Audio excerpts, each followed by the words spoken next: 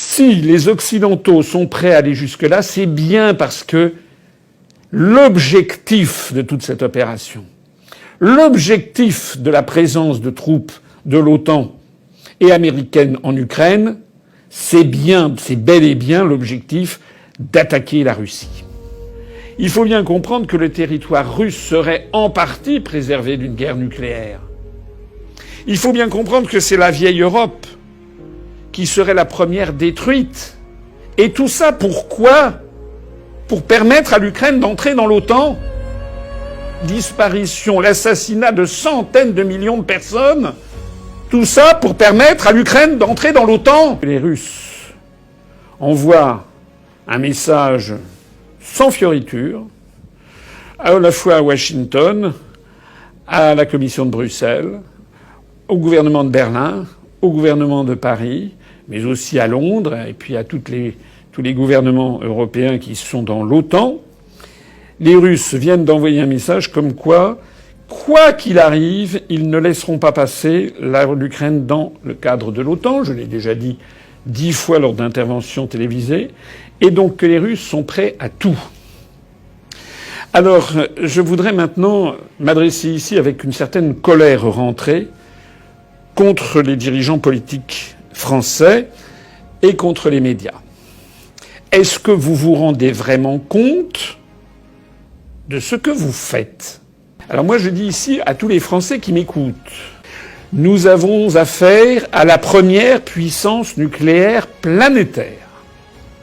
Nous avons affaire au peuple russe. Nous n'avons pas affaire uniquement à Vladimir Poutine. Nous avons affaire à toute la hiérarchie militaire, tout l'état-major russe. Une très grande partie du peuple russe, quoi qu'on en dise dans les médias occidentaux, soutient Vladimir Poutine. Vladimir Poutine n'est pas Hitler. Vladimir Poutine n'a jamais dit qu'il s'attaquerait à des pays de l'OTAN.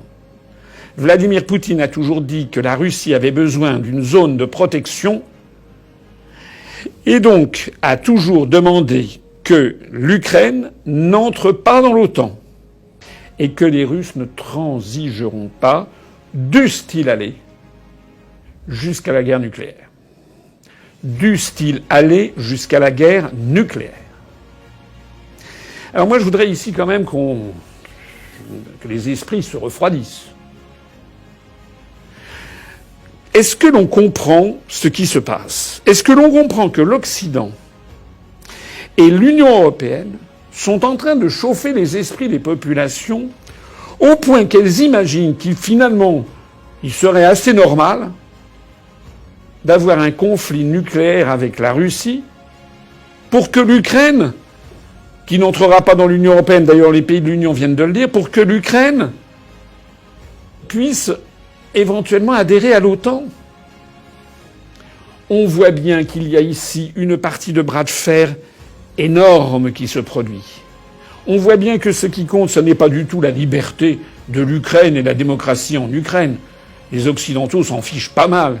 Si les Occidentaux sont prêts à aller jusque-là, c'est bien parce que l'objectif de toute cette opération, l'objectif de la présence de troupes de l'OTAN et américaines en Ukraine, c'est bel et bien l'objectif d'attaquer la Russie. Nous voyons s'envoler le prix du gaz, du pétrole, des hydrocarbures, bientôt le prix des céréales, ça a déjà commencé, le prix de tous les métaux est en train de flamber, l'inflation arrive, l'inflation gagne, le niveau de vie des Français va rétrograder à toute allure, et tout ça pourquoi ? Pour que l'Ukraine puisse entrer dans l'OTAN. Il est absolument inadmissible que nous risquions d'entrer en conflit nucléaire avec la Russie pour des raisons qui échappent complètement au peuple français. Est-ce qu'on se rend compte de ce que ce serait une guerre nucléaire ? Est-ce que les Français s'en rendent bien compte, notamment les jeunes générations ? Est-ce qu'ils se rendent compte de l'horreur qu'a représenté le bombardement à Hiroshima ou à Nagasaki ? Ils y sont déjà allés pour voir ce qui s'est passé. 70 000 personnes mortes en une seconde à Hiroshima. Et 190 000 avec le temps. Et à Nagasaki, à peu près pareil.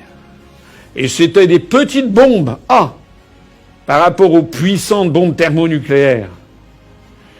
J'ai lu que, alors là on est dans le domaine des hypothèses, mais que si les États-Unis et la Russie se livraient à une guerre nucléaire, il y aurait probablement instantanément 25% de la population planétaire qui périrait immédiatement. Mais ceux qui survivraient seraient dans une situation épouvantable parce que il se produirait un tel dégagement de poussière radioactive montant dans la stratosphère que pendant 2, 3 ou 4 ans, la planète serait plongée dans l'hiver nucléaire. Certains informaticiens ou ingénieurs aux États-Unis ont calculé par exemple que l'Iowa, l'État de l'Iowa aux États-Unis, pourrait rester 3 ans avec des températures inférieures à 0 degré. Plus de printemps, plus d'été, plus d'automne. Cet hiver nucléaire, pendant 2 ou 3 ans, essentiellement visible dans l'hémisphère nord, aurait pour effet de faire chuter la température de façon colossale, mais également de bloquer les rayonnements solaires et de faire détruire à peu près toutes les récoltes. On estime, j'ai vu ça, que 97 à 99% de la nourriture disparaîtrait en France, au Royaume-Uni.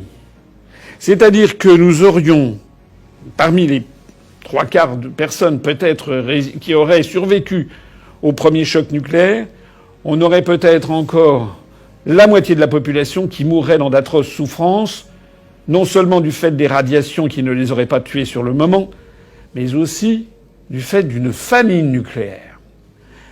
Essayez de comprendre aussi que la France est un pays de taille relativement modeste par rapport à d'autres, et notamment par rapport aux États-Unis, et encore bien davantage par rapport à la Russie. La Russie étant une vingtaine de fois plus grande, ou 25 fois, je ne sais plus grande que la France, il faut bien comprendre que le territoire russe serait en partie préservé d'une guerre nucléaire. Il faut bien comprendre que c'est la vieille Europe qui serait la première détruite. Et tout ça pourquoi ? Pour permettre à l'Ukraine d'entrer dans l'OTAN.